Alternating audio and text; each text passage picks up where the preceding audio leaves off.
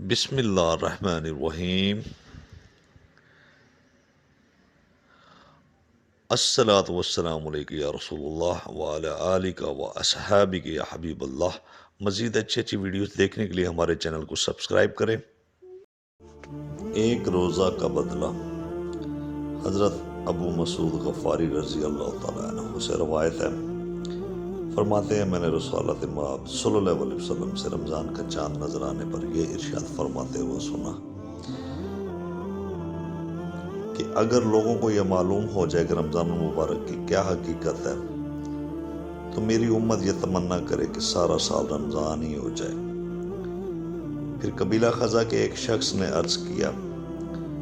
اے اللہ کے نبی، رمضان کے بارے میں ہمیں بھی کچھ بتلائیے۔ آپ صلی اللہ علیہ وسلم نے ارشاد فرمایا، رمضان المبارک کے لیے جنت شروع سال سے آخر سال تک سجائی جاتی ہے۔ جب رمضان شریف کا پہلا دن ہوتا ہے تو عرش الہی کے نیچے سے ایک ہوا چلتی ہے جس سے جنت کے درختوں کے پتے ہلنے اور بجنے لگتے ہیں، اور حوریں عرض کرتی ہیں، اے ہمارے رب، اس مبارک مہینے میں ہمارے لیے اپنے بندوں میں سے کچھ شوہر مقرر کر دیجئے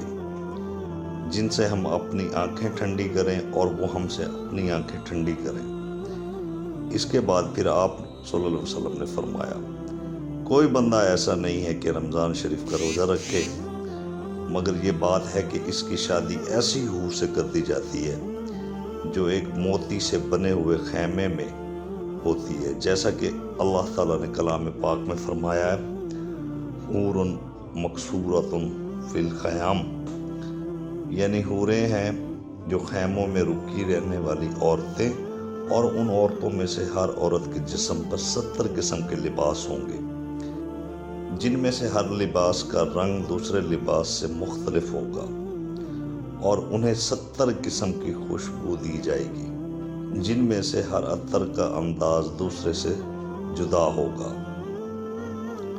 اور ان میں سے ہر عورت کی خدمت اور ضرورت کے لیے 70,000 نوکرانیاں اور 70,000 خادم ہوں گے، اور ہر خادم کے ساتھ ایک سونے کا پیالہ ہوگا جس میں کئی قسم کے کھانے ہوں گے،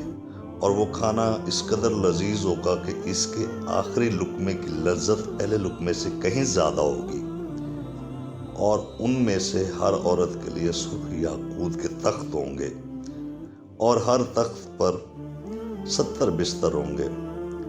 جن کے استر موٹے ریشم کے ہوں گے، اور ہر بستر پر 70 گدے ہوں گے، اور اس کے خامد کو بھی اسی طرح سب کچھ دیا جائے گا،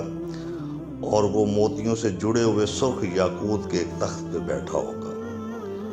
اس کے ہاتھوں میں 2 کنگن ہوں گے کہ رمضان المبارک کے ہر روزے کا بدلہ ہے۔ خواہ جو شخص بھی روزہ رکھے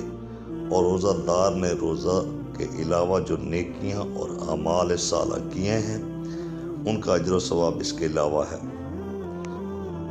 بار بار اس احادیث کو پڑھیں اور غور کریں کہ رمضان المبارک کے صرف ایک روزے کا کتنا اجر و ثواب ہے، اور روزے پابندی سے رکھیں اور تمام اعضاء کو گناہوں سے بچانے کا خاص خیال رکھیں۔ بہت شکریہ۔